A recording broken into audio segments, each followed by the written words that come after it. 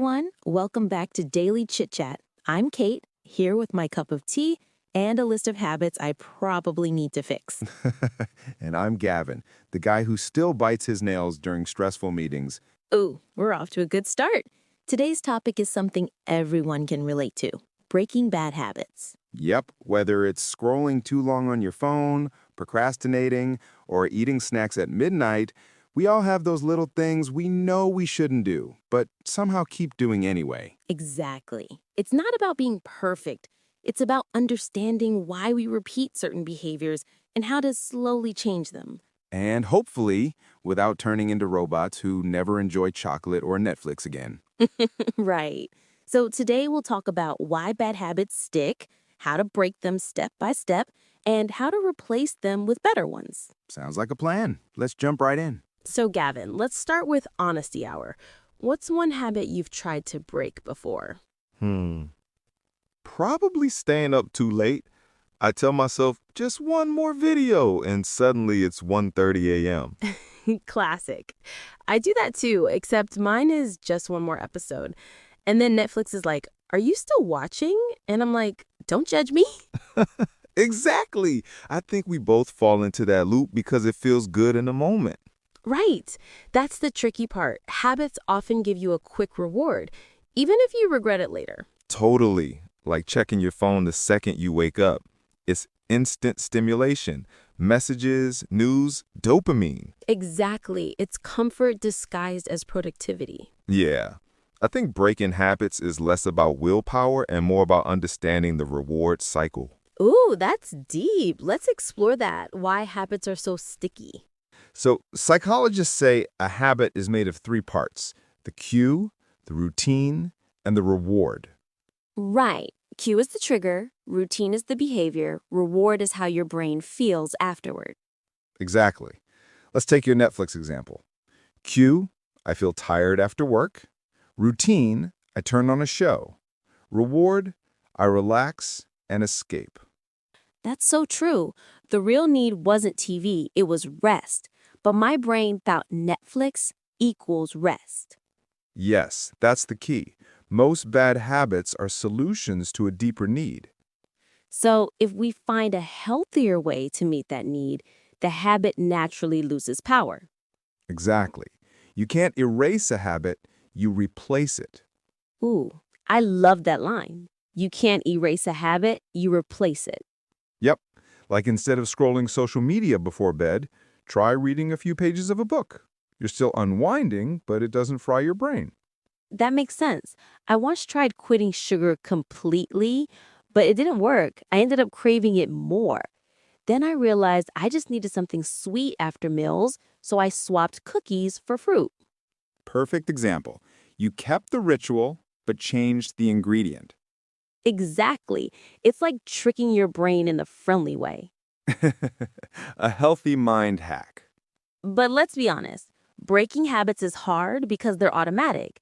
Sometimes you only notice after you've already done it. True? Awareness is step one. The moment you say, "Oh, I'm doing it again," you've already made progress. So, first step, awareness. Second, replace it. Third, be patient, right? Exactly. Change is repetition, not revolution. You don't need a perfect week, you need consistency. That's comforting. Okay, I think we need some real life examples now. I'll just check my phone for 5 minutes before getting up. And 2 hours later, you're watching cat videos and late for work. Too real. So what's the fix? For me, I move my phone across the room. I use a real alarm clock now. The cue, waking up, is still there, but the routine changed. Nice. And the reward? I start my day calmer. No stress, no notifications. That peace becomes my new reward. Exactly. You didn't just stop scrolling, you created a new reward loop.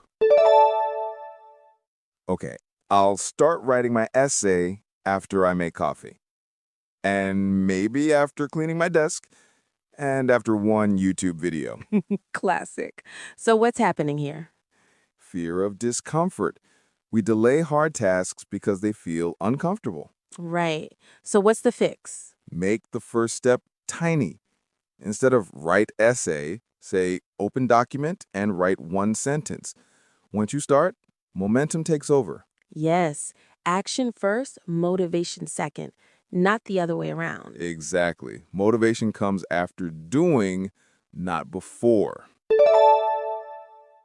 Okay, confession. I used to eat chips every night while watching shows.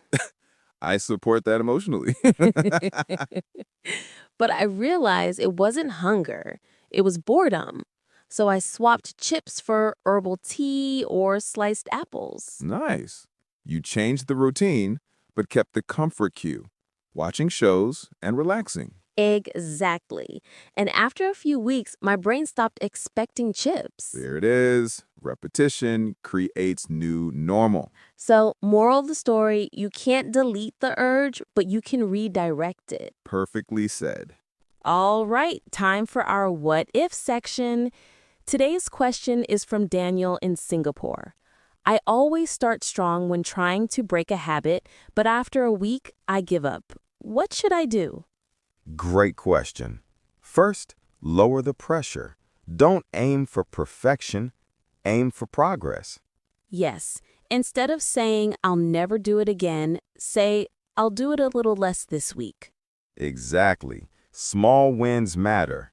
And track them, maybe in a habit tracker app or a notebook. I love visual progress. I use stickers. Yes, I'm an adult who still loves stickers. Whatever works. The point is to see your success. Also, forgive yourself if you slip. The key is not starting perfectly, it's starting again. Yep. Every time you restart, you're training your brain that the habit doesn't own you. All right, let's sum it up before we fall back into old habits. Number 1, understand the habit loop. Cue, routine, reward. Number 2, you can't erase a habit. You replace it with a better one. Number 3, awareness beats willpower. Notice what triggers your habits. Number 4, make small, realistic changes one at a time. And number 5, be kind to yourself.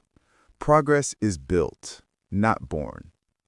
Well, that's all for today's episode of Daily Chit-chat. We hope this chat helped you see that breaking bad habits isn't about being strict. It's about being curious. Yes, ask yourself, what need is this habit meeting? Once you know that, you can replace it with something better. Exactly. Change doesn't start with punishment. It starts with understanding. Beautifully said. And if you're trying to break a habit right now, remember, it's okay to take baby steps. Every time you choose differently, even once, you're already rewiring your brain. Love that. Thanks for joining us, everyone. Don't forget to follow Daily Chit Chat for more easy English conversations and real-life insights. See you next time, and may your good habits win today. Bye.